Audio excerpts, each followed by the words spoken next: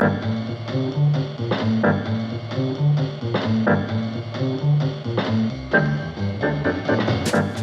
ora, and welcome to Context with me, Corin Dan. And with me, Guy and Espiner. And context, of course, is the backstory to the front page story. That's right. We take an issue that is making news today and is in all the headlines, and we trace its long shadow back to figure out how it is that we got to where we are today. But as astute listeners well know now, there is a catch. Only one of us knows what the topic we're going to be talking about is. That's right. And you are up today, so what are you going to drop on me? We are going to talk about government bailouts, or the corporate welfare, if you want to call it that. And we're talking about that because about a week or two back now, Golden Bay Cement, our only cement producer in the country, owned by Fletcher Building, announced, it came out at 8:30 when companies' announcements usually come, that they got a $60 million grant, not a loan, $60 million in cash from the government so that they could keep making cement. Now, this is raised that issue of whether that's corporate welfare. Why are we giving $60 million to one of our biggest companies? Now, the argument... Because it's owned by Fletcher Building, correct, isn't it? It's owned by Fletcher Building.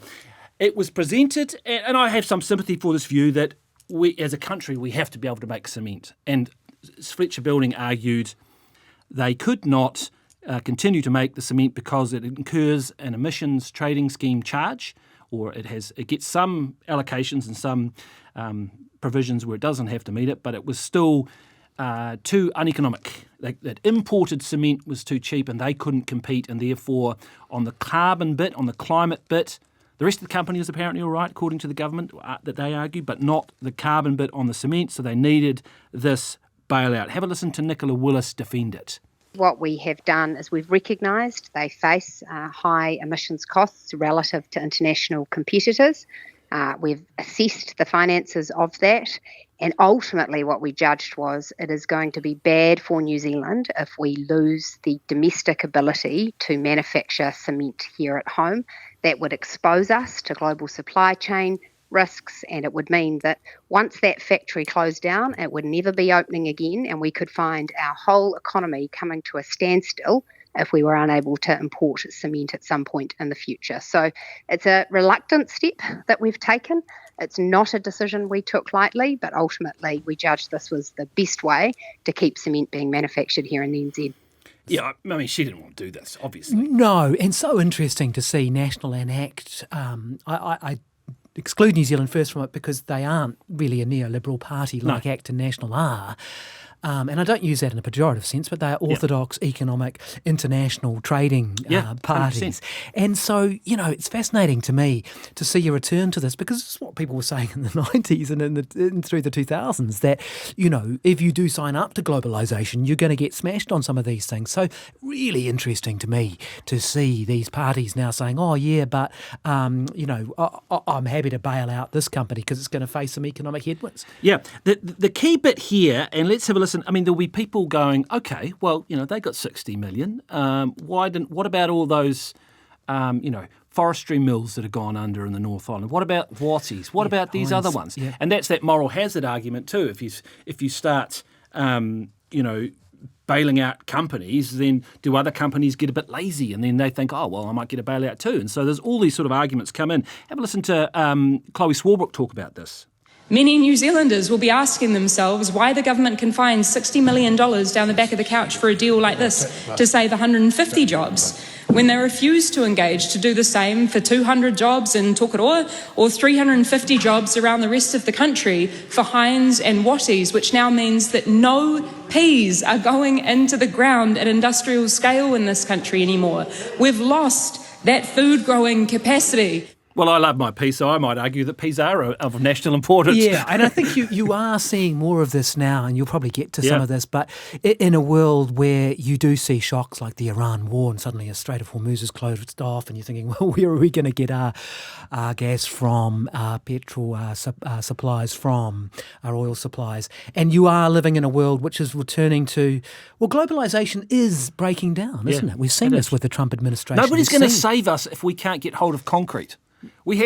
How are we supposed to build our bridges and our future if we don't have some capacity to make concrete? Which is the strongest argument. Which is the interesting thing about globalisation and free trade. I mean, on paper, it works really well, and I've been pretty receptive to the arguments over the years, but it becomes a problem when people start not playing ball, when big guys like Trump start smashing tariffs on you, when you get geopolitical storms like we're seeing, and the supply chain seizes up. We saw it in COVID too. That was a little taste. Yeah. Oh, gee, maybe we need to be 100%. producing more stuff ourselves at home. And so you're really seeing that come in. Yeah, and look, David Seymour called it a necessary evil, Did he? which is pretty interesting, coming from the free trade, most free trade party, because I think National's free trade to be, and you could argue the large chunk of the Labor Party is probably free trade as well. Yeah, they are. He called it necessary evil. Look, I wrote a piece where I sort of laid out after it that I felt, and this was in light too of the Employers and Manufacturers Association having made the argument that we needed sort of a critical industries list. We need to sit down and go, look, if we're going to survive in the next 50 years, we've got to keep some capacity on this. And here, they actually mentioned cement about 2 weeks earlier than that. Steel might be another one. So as a country, we've got to go, well, can we really not make that stuff? Yeah, and I don't know whether you were planning to get to this, but I don't want to steal your thunder, but you get this argument with Air New Zealand. I think Yes, we've bailed it out three times because it's mission critical. You can't. It's basically a tourism company as well as a national carrier, and the feeling is you just can't do without it. So you're not going to leave the market. It's market failure. Oh, just too bad. And so that's the problem, and that is the problem ideologically with some of these economic arguments. They work really well on paper. They sound good and works well in the philosophy department, the economics department. Yeah, and the argument is this sort of creative destruction idea that you just let it fail and that actually capitalism will do what it's always done. And then partially you can see it working on paper. It does work. People would come in, they'd buy up the cheap assets, they'd repackage it, they'd run it better, and you would get a better business in the long run. But in the meantime, you might not control your own national airline. And we'll get to that. One argument... So, I wrote this piece about it, and I had a bit of pushback from a few people writing and saying, well, they could have changed the emissions trading scheme a bit as one way. So the emissions trading scheme, under that scheme, a lot of industries do get a subsidy of some form. They get allocated kind of free credits because there was a recognition when we set up the emissions trading scheme, which is part of our so we meet our climate obligations, is to incentivise. It's there to incentivise people to cut pollution, but they recognised there were some industries that it was too hard to do straight away, so that they gave them some credits. And Fletcher Building and others have got them, but they've eased back over the years. But Fletcher would argue that just still wasn't enough. A few people have said to me, no, the government could have changed the emissions trading scheme or done something with the allocations as a way, and it wouldn't have had to give them a subsidy. But I guess my argument back there would be just that that's been mucked around with so much, the emissions trading scheme. It's risky. Would you get unintended consequences? Anyway, it's really interesting to go back and look at the history of bailouts. On two ways of looking at this too. You could argue that we've always offered some form of corporate welfare all the way through. Governments are always helping film industries or farmers or tax break car makers or whatever it is. And so some people listening to this might say, well, actually, it goes on all the time and we've never really been truly free market or whatever. But I'll go back. I want to stick to the big ones on this one. And I'll start with the BNZ. Actually, twice. Any concept of the first one? Well, no. I mean, famously, there was the post-1990 where Bolger and Richardson opened the books and found that the BNZ was in deep trouble.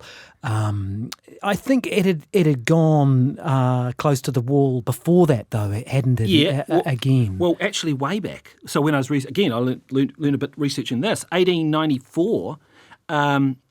The government back then Richard Senator's government had to rush through a $2 million state guarantee. That would have been a lot of money, yeah. £2 million, I should say. Yeah. I reckon I got one of the AIs to do a bit of work to try and do that, and I reckon it would be about $20 billion in today's terms. Really? Like it was a massive amount. Like it was genuinely this idea of too big to fail. That's about what the bank's worth now.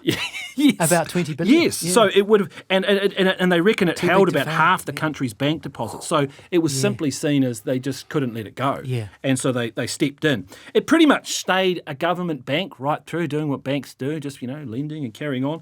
Well, it's like that old saying, isn't it?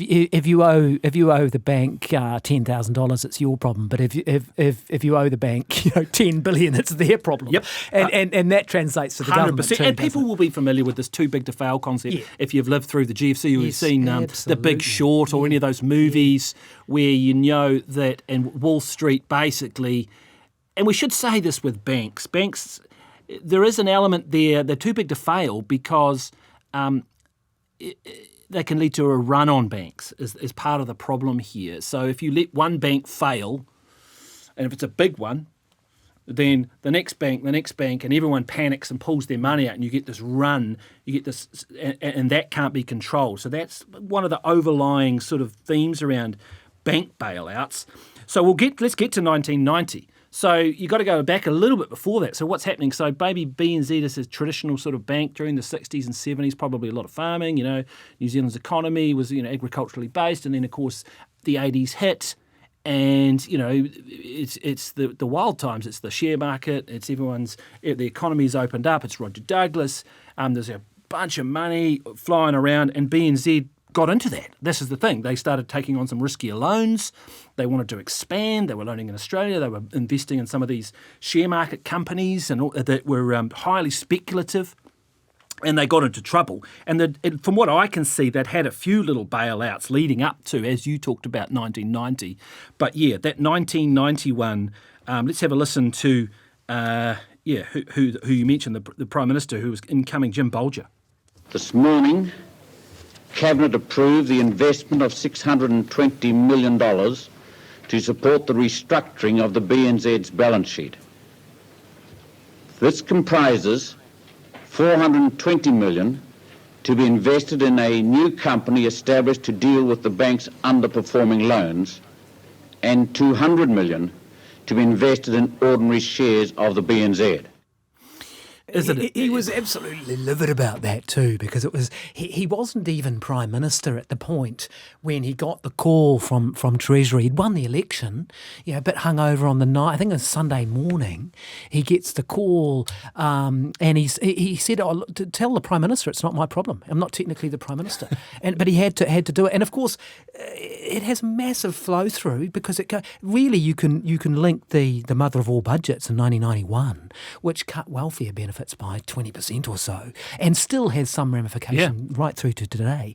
Right to that Bank of New Zealand bailout, which completely derailed their economic agenda. Well, I suppose that also would have led to the Fiscal Responsibility Act. Yes, exactly. Ruth Richardson's Fiscal Responsibility Act. And listeners will hear people say, we didn't know when we came into government that the accounts were this bad, which is largely bullshit nowadays. Because they have to open them up before the election. They have to open them up several times. There are big events and journos go to them. And also the Crown accounts are very, very transparent. You can see them online. Yep. And they have the preview and all sorts of other acronyms for announcements where they do open the books and tell you what's going on. But at that point, we didn't.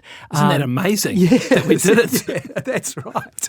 That would have come as such a surprise. And that it's like almost like buying a business and then walking in and going, I've paid, You don't get the chance to do due diligence. Due diligence, yeah. That's right. I mean, and again, coming back to that point, let's hypothetically say, they could have just, when they just let it collapse, it was government owned. I mean, but could they have just let it collapse, or what would have been the impact? You would have had, again, would you be confident that your other bank down the road was safe as well? Would you have gone and taken all your money out? And you get that problem with banks where they don't always have all the money in the vault ready to give everybody what they want. No, they don't. And they only have about, I think last time I looked at this weirdly, with capital ratios, they only had about 8 cents for every dollar. Yeah. So that's how much, and it might be slightly different now, but I looked at this a few years ago, and so you could lend out based on, for every dollar, you only needed to have 8 cents to lend a dollar. So the point being for a general audience is if everyone wants their money back at the same time, you haven't got it. And that's what creates a run on a bank. Yeah, and that's why you would have heard Jim Bolger talking there about what he was sort of talking about was this idea of a good bank and a bad bank. So when you get a bank collapse, they go in there and then they carve out all the bits. They go, actually, these loans are good loans. The person with that, they can pay that loan. Let's keep that bit. And it just needs time. So governments have time. They can hold them. And then they look at the bad ones, they go, we're never going to get our money back on these other ones. But we hold on to the other ones, and the government can hold on to it for 20 years and wait for 20 years. So that's why governments would step in there. And that's why I think there is an argument where you could justify it absolutely had to be bailed out. Yeah. And they didn't hold on to them, though, did they? They flicked the bank off. Well, much to Winston Peters' annoyance. Right. And to be fair to him, he's been consistent on that one. He has, and now he wants to buy it back. For $24 billion or whatever it might be. I did check. He was very vocally against that. A couple of years later, they sold it to NAB, National Australia Bank. Yeah, I've got the quote here, actually. Winston Peters described it as, you wouldn't have guessed this, a disgrace. And argued that New Zealand lost control of a strategic national asset. I mean, maybe they sold it too cheap, I don't know. But in the end, this whole process would have cost the government something close to $1 billion in the end. But again, I don't know in this instance, could you have allowed it to fail? I don't know if you could have. No. I really don't. And as a politician, wearing the economic fallout, it would have been pretty ugly. Definitely. Let's get to Air New Zealand. Because this one actually stirred up some interesting memories. So tell me what you remember about the Air New Zealand bailout from 2001. I mean, its genesis was in Air New Zealand's expansion across the Tasman. I do remember a little bit about this because it was just after 9/11. Yes, it must have been a couple of days after 9/11. And Air New Zealand had been expanding into Australia and buying up Ansett and those sort of things. And they got into real trouble. And Michael Cullen and Helen Clark had to bail the guys out.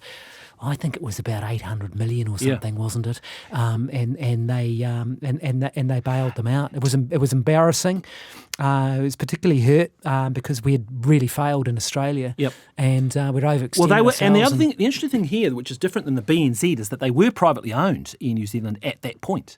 They were owned by mostly, I think, it was Singapore Airlines, maybe Briley Investments had some. Didn't they try to buy Virgin as well? They tried to come in and buy... There was a period at some point when they did. It might have been later. They did have a go at Virgin at one point. Yeah, they were aggressively expanding anyway, and they got into trouble. But there was a really interesting sidebar story, which I had forgotten, and I think it's probably because of 9/11. But so Air New Zealand had bought Ansett, and then... Ansett suffered some really heavy losses. They arguably had an older fleet, maintenance problems, and they had obviously very strong competition from Qantas. It did not go well. And then Ansett collapsed, as you were on, funnily enough, the 12th of September 2001, day after 9/11. This is probably why it's been lost in history. Placed into voluntary administration, leaving Air New Zealand with massive losses and a lot of liabilities too. And there were thousands of Ansett workers who were thrown up in the air with all their payments and pensions and all sorts of stuff. Then on the 14th of September, within days of Ansett having been placed in administration, I don't know if you remember Helen Clark. She was at an airport in Australia. She'd gone over there and she got blockaded. Have a listen to her. To be honest, I wouldn't have wanted to leave the security of the Air New Zealand lounge at Melbourne Airport. It was obvious that feelings were running pretty hot out there, and when we could see that the Air New Zealand plane just wasn't going to be going anywhere, we had our baggage transferred and our bookings transferred to a Qantas plane to come across to Auckland. When it became known that the New Zealand Prime Minister was in the building and then was about to get on the plane, they made it very clear that that Qantas plane wasn't going to go anywhere if I was on it. I'm very disturbed at the Kiwi bashing in the print media that I've seen over here, and I'm not even listening to the talkback shows. Pretty extraordinary. It was. I do remember that. I hadn't remembered the exact detail. I was getting sidetracked too. You were in bloody America. Sorry for language. You were in US, weren't you, at the time? I was actually on 9/11. That was pretty weird. I was in Des Moines, Iowa, which is only known for the fact that Bill Bryson was born there. So it was a strange place to be. But Yeah, there we are. But, Helen Clark also got into some difficulty because in this speculative period about whether they were going to buy it back or not. Do you remember this? This vaguely rings a bell. So she was asked about it, and she said, what I would tell New Zealanders, shareholders, is this does ring a hold bell. on to your shares. Yeah. And this provoked an inquiry, I think.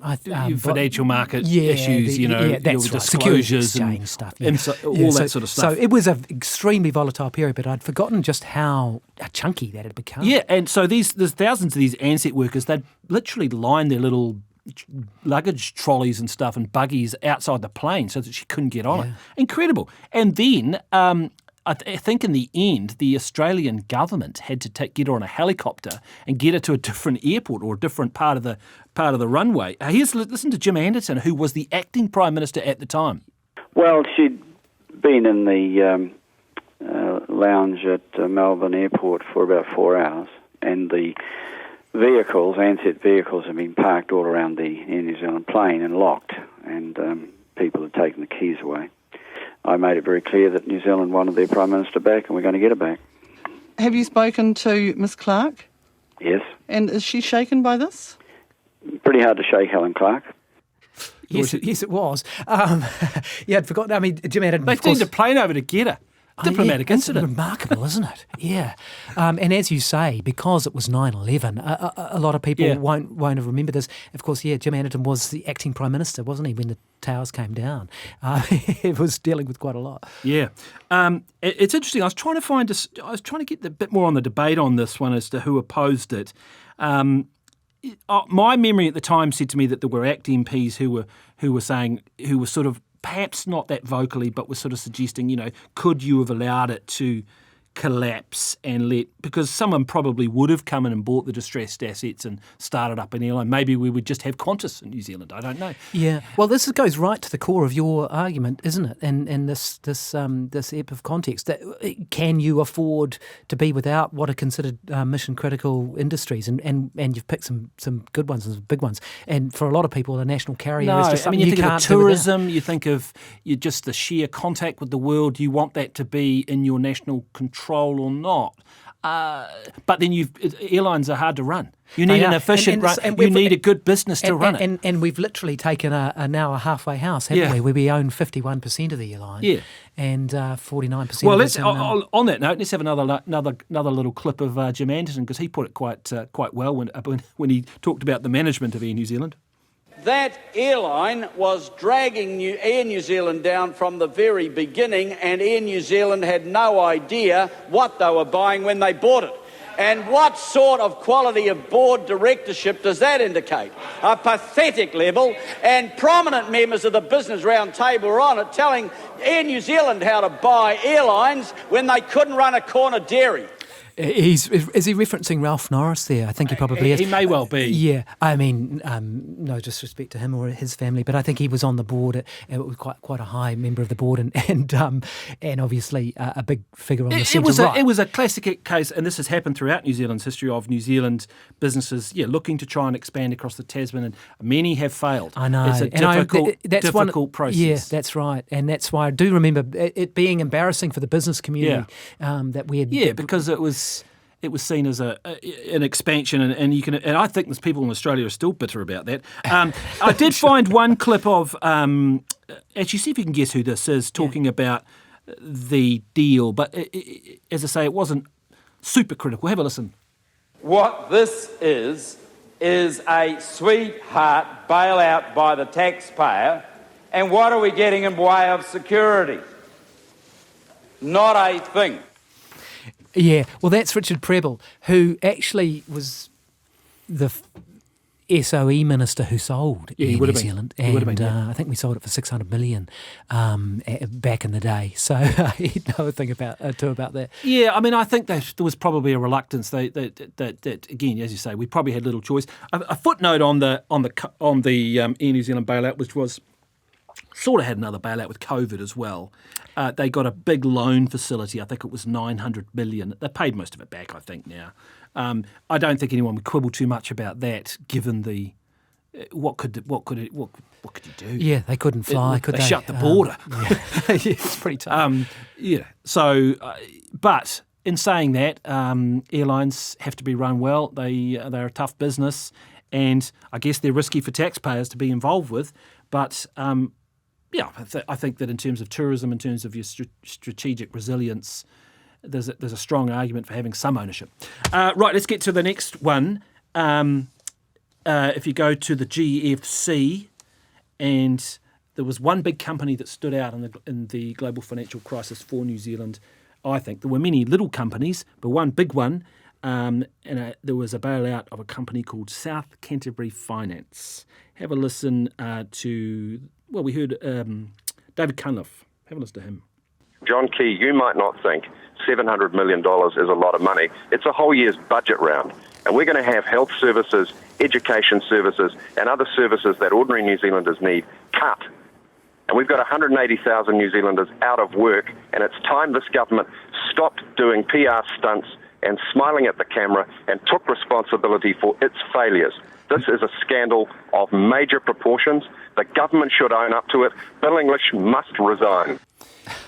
Pretty strong stuff from David Cunliffe. Yeah. I mean, it was more than 700 million. No, it was 1.6 billion from memory. No, it was a lot more. Yeah. It may be that in the end, in the great wash-up, they managed to get a bit back. It was probably cost us that. But This was the Hubbard company. Yes. And it's ironic to me, in my ears, listening to David Cunliffe say that, because I remember very well in an election year, late 2008, it was at the Labour Party conference of that year, or the Congress as they call it, and Michael Cullen introduced the bank guarantee scheme. Yes. And he did it because Australia had done it. Yes, I'm glad you talked about this. And yes, I'm glad. He felt, just like you'll run on was in the banks election thing. campaign, That's wasn't it? right. And he realised Australia had just said, we will guarantee it. It's just exactly like your argument before about the BNZ. To stop runs on banks, you say, OK, we will bail out any one of these companies that fails. And so my feeling is that having done that, it was very rich for David Cunliffe to come and say, well, why are you bailing them out? Well, we said we would.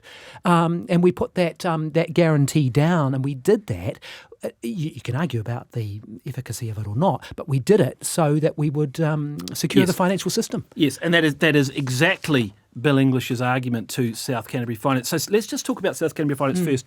So it was a big Timaru company, Alan Hubbard, yes. He was about in his 80s. Yes, he was an older man. And he did all his accounts by hand. So it's said. Yeah. And by all accounts, he had got very, very big with a lot of lending to dairy farms, this sort of stuff, and had grown very fast and got quite big. Now, as the global financial crisis kicked in, obviously lots of finance companies came under pressure as the tide sort of rolled out, and his was not immune. Now, the issue, you're absolutely right, the guarantee came in. The controversy is probably about whether South Canterbury Finance should have been allowed into the guarantee. And there seemed to be, my recollection of it, although I struggled to find whether this was a concrete mark, was that companies needed to have an investment grade BBB- credit rating to get into the scheme, right? Yeah. So if you got into the guarantee scheme, you then knew that the government was going to bail that company out. It's a one-way bet. That's right. moral hazard. Well, it is writ large. And you could also probably do a whole another episode on the credit rating agencies because they were giving AAA ratings to things that, were... And guess what happened? Yeah. People piled money into these companies once they got the cover of the government guarantee. Now, what could the government do about that? I don't know. Maybe they should have set it higher. This was a time you got to put yourself in that and time. This is a people massive. were panicking. That's These right. Lehman Brothers, all sorts that's of stuff. That's right. And this is a massive strand of this whole discussion is that moral hazard thing. And I still think you see that with Air New Zealand. They know that the government would have to bail them out, and so it does change the behaviour of a company. And that's not a good thing necessarily, because that's what you don't want. You don't want companies thinking, oh, well, I can just take it easy here. They need to be, there is a strong argument to say they need to be justifying their existence in their own right. There was a huge amount of angst over South Canterbury Finance too, just because of the magnitude of that payout, 1.6 billion. Now, I remember at the time that was more than the treaty settlements. Yes, I think it was Tau Henare who might have said that. You think about that. Yeah. So you've pinched the whole South Island and a lot of the rest of Aotearoa, and you're paying out a certain amount of money. But, that really stuck in people's craw, I think, to a large degree. It did. That you are paying out that magnitude of money. I don't think they had an option, having let them into the scheme. You can't then. Yes, the issue was bail letting them on into it. the scheme, and that was Bill English's argument all the way through. Let's have a listen to him, actually, on this one. Well, look, this is real pain. When you go writing off these amounts of money, there would have been alternative uses for that money, or we could have avoided having to fund it by through our borrowings or and through the government accounts. So no one enjoys this at all, and all the parties involved have tried to avoid this situation. However, this is how it's turned out. I mean, he would have hated doing that. Oh, yeah. He's a pretty orthodox economic sort of guy. He would have hated doing this, but he would have been presented with a situation where if they didn't bail them out, having said they would, as you say, everyone else is in it. It's going, I can't. Yeah. The whole thing was a mess. And this is why the attack fell flat from Labor, because Labor had, and I'm not criticising them for it, but Labor was the one who introduced the guarantee scheme. They did in the green room, wasn't it? It was. I remember an election speech or something. Yeah, wasn't it? well, it was at their Labor Party Congress, right at the end. But the events on the GFC were just unfurling at an extraordinary rate. And Australia had basically done it that same day or the night before. And Michael Cullen came out with this. It was very dramatic. I should say, just before we move on to the next thing, that for people worried about banks and things, we now have a deposit guarantee scheme in place, which I think guarantees you the 250,000. Does it? Yeah. And the banks all have to contribute and do that. Hey, let's talk about a company the government didn't bail out, but maybe could have. Is anything come to mind? A big company, an energy company that got into all sorts of trouble. It was government owned. A New Zealand one. Yep, government owned, and got into all sorts of trouble. Lots of people worked for it. And the government, in the end, let it go. Electric Corp. No. Solid Energy. Oh, yeah. Solid Energy. Solid Energy was effectively the old coal companies of New Zealand, sort of cobbled together into an SOE, coal mines. Yeah, these are the guys, and they had this innovative sort of thing over, I don't know, was it hydrogen or something? Some weird thing they were going to turn brown coal. They wanted to turn brown coal into diesel via some method of turning into extracting some technology. That was one of their ideas. They had briquettes and other sorts of. They were looking at all these innovative ways to use coal, and they had for a while there. It was looking like they were a bit of a darling. So you had a guy called Don Elder. It was Therese Arsenault's partner, who was the political scientist, because I used to work with them on Q&A. And he was shows. very... and he was really celebrated at the time, wasn't he? But then he got a lot of flack over that. Yeah, he was a sort of a visionary sort of guy who had this idea that instead of a boring old coal company, he could find all these new technologies and we could solve New Zealand's energy problems. He actually said to me once in an interview, he talked about like the think big type of thinking. He was really ambitious, really, really ambitious. And for a while there, it was going pretty well, and then unfortunately there was a massive slump in coal prices, which was about 2012, and the company had taken on a whole lot of debt to do these expansions. Was it still an SOE at that point? Yes, it was. Yeah. And they had a big flash office, I think, over on the West Coast. They had hundreds of jobs got lost, and the government was forced into these repeated restructurings. And was having to keep on propping it up. Have a listen to I think it would be the Minister of SOE at the time. You might guess who it is. The problems with Solid Energy don't come from the debt. The problems with Solid Energy come from the fact that the board made a number of investments that didn't generate the returns that they were expecting, and together with the most significant collapse in world coal prices, that there had been in many, many years. A perfect storm has seen this company in the situation that it's in. Yeah, that's Tony Ryle, Yes. who was the Famous for his pinstripe suits. yes, he was a sharp dresser and a sharp operator in politics. He was big time. He was a good health minister, Yes, a very yep. strong health minister as well. Have a listen to Don Elder as well, as he talked about it after things had started to get pretty rocky. Trevor and the guys on the coast, and to the guys in the offices everywhere. Sorry to all of them for what they're now going through. I know it's no comfort that you're not alone in the industry outside New Zealand. The global industry, which had been very strong, fell from strong to struggling in the space of less than 3 months. Every company everywhere is closing high-cost mines. Solid Energy was, and still is, no different. So, yeah, I mean, as they say, a perfect storm there. And in the end, I think they probably looked at it, and in the end, it got wound up and things got sold off. And there is no Solid Energy really now. Is that right? So I was going to ask, so it ain't... They didn't save it. Yeah, They didn't save it. And so you asked the question, why not? I think maybe it was that, did we feel that coal's still there in the ground, I suppose. I'm sure Don Elder would be enormously frustrated. He probably, the timing of his sort of visionary approach, some people were really angry with how it was run.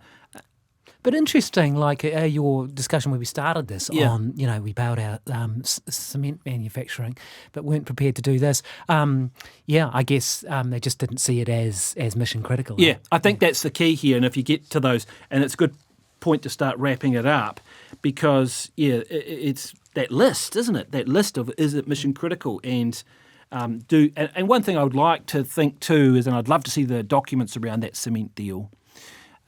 Whether we ever get to see them because of commercial sensitivities and things, just because you do have to an extent, take Nicola Willis's word for it, that they put their feet through the fire, to make sure that they're going to do what they say they're going to do with that money, that they're going to commit to staying here till 2040, that they're going to commit to being more environmentally efficient and all those things. If you're going to give money to these companies because they are strategically important, as taxpayers, we need to know that there's transparency and that they are doing what they're saying. Yeah, and sometimes it's just because we really like the industries too, isn't it? In some ways. I mean, if you look at the film industry, for example. Film, absolutely. Ski fields have had them as well. Have they? Yes. Oh, well, of course they have, haven't they? Whakapapa got in 2 or 3 rounds. Yeah, that's right. And sometimes it really is, PR or politics, right? And even John Key, who loved the market, never met a market he didn't like. But wow, he went into bat for the New Zealand film industry and set up those, and they're effectively they're not bailouts. It's not because bailouts are always retrospective, but it's a subsidy. It's and there are plenty of people arguing that who still argue to this day that they shouldn't get it. Who would argue, that those companies and those businesses should be able to stand on their own 2 feet. But the counter argument is, well, global companies, film companies, just wouldn't do it, would they? They wouldn't come here. They all expect it. Every other country offers them. Yes, and we see it as a halo effect, don't we? That it increases New Zealand's visibility abroad and makes us feel proud about ourselves and all that. But it comes down to, it's a sexy industry and it's a cool industry, so we want to support it.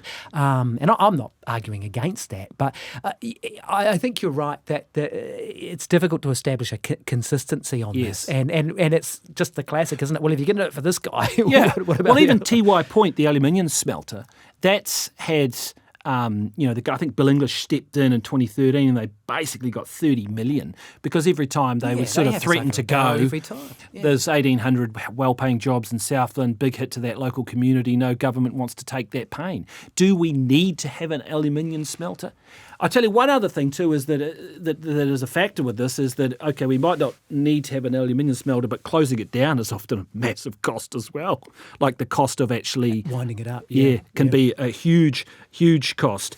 So look, we've come full circle on this one. I think we are entering into a world now, aren't we, where these discussions are going to need to be had again. We had a neoliberal period where it was try and stay hands off, although how much was debatable. We had that long history when perhaps we were more state interventionist with Muldoon and earlier. Yes. And we are returning. And we're returning a little bit. And of Trump's arguably forced our hand because we saw that with the fuel crisis. We suddenly went, maybe was it not such a good idea winding up Marsden Point refinery? At the time they said, we don't need it. We can just get the fuel, no worries. But at least if we had a refinery, okay, we'd still have to get oil because we wouldn't produce enough oil, but at least we could refine it ourselves. So these are the types of debates I think we're going to have more and more of, and that's context this week. Nice one.